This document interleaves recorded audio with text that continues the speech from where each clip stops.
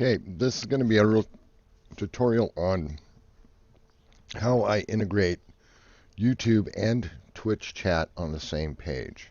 Now, over here you're going to see I've got scenes, sources, mixer, and scene transitions. I don't use the scene transitions, so for this purpose we're going to show these two things over here. The one I use for gaming is this one right here. As you can see, I've got stuff playing. I've got Watch Dogs started. I haven't really started the game, but it's loaded.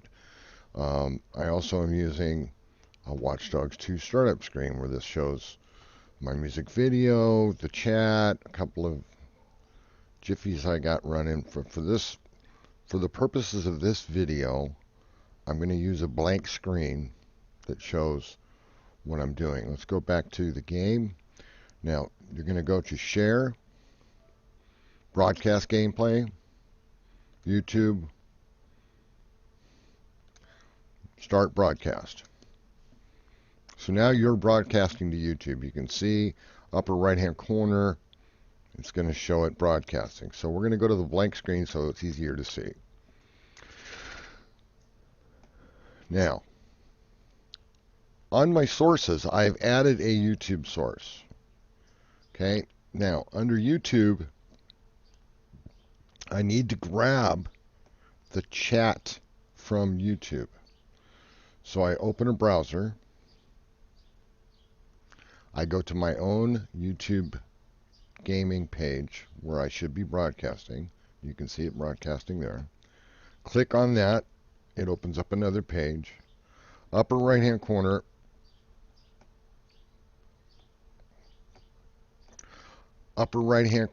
click in these three dots.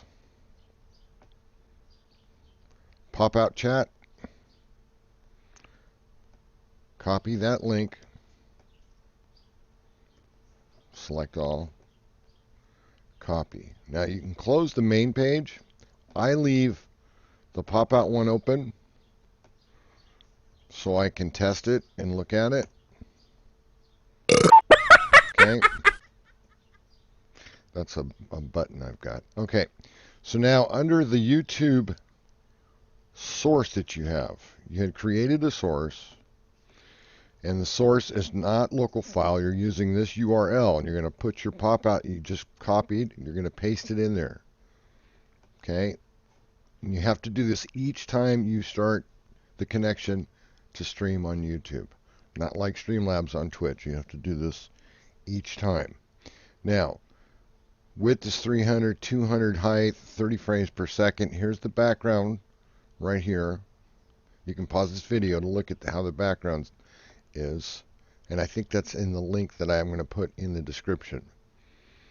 And then just say OK. Now, I've got it muted here, so you can see when I click on that, it should pop up. Maybe it's got to be at the top.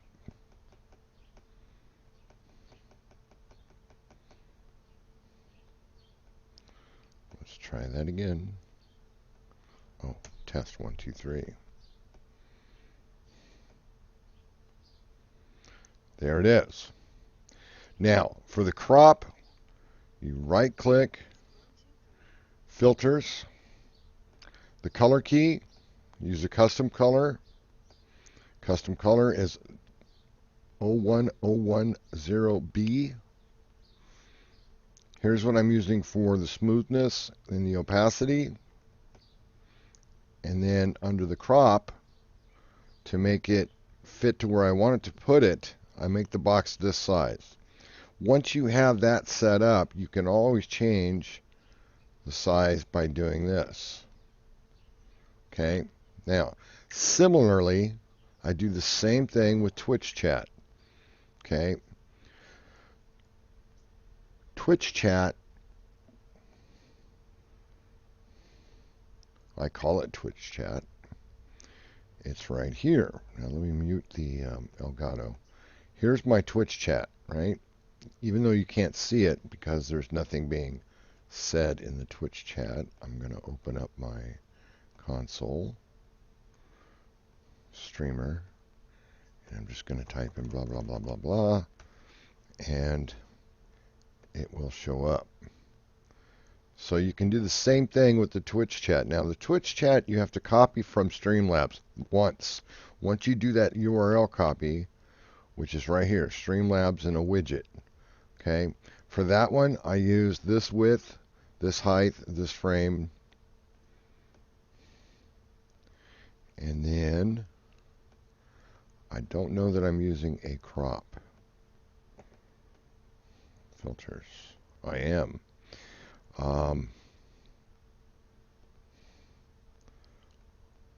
Here's the crop settings and the image blast alpha mask.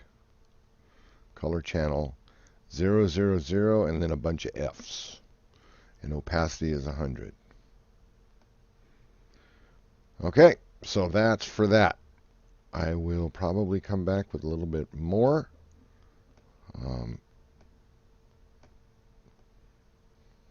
Now, as you can see, you can enable and disable things from showing up on your stream.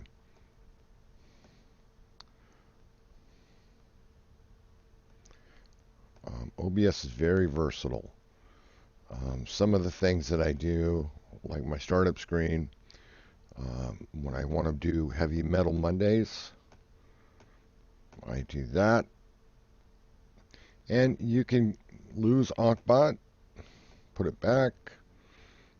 You have a lot of options. Okay, I want to get this up.